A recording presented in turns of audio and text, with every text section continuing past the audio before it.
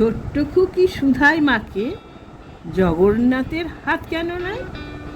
মা হেসে কয়, মূর্খ আমি, এসব কি আর আমি জানি?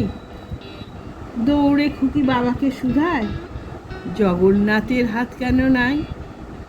ব্যস্ত বাবা পাশ কাটিয়ে উত্তর তার যায় এড়িয়ে। পাশেই বসে বৃদ্ধ দাদু খুকিরে কয়, আয় কাছে আয়, জিজ্ঞাসা তোর অনেক বড়। ছোট্ট করে কারণ জানাই, নীলাচলে বিশ্বকর্মা গড়েছিলেন এই অবয়ব। কঠোর নিষেধ থাকার পরেও ইন্দ্রদুম্ন দরজা খুলে।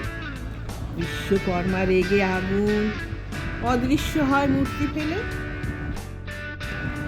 হাত তখনও বাকি ছিল, মূর্তিগুলো ঠুটোই হলো।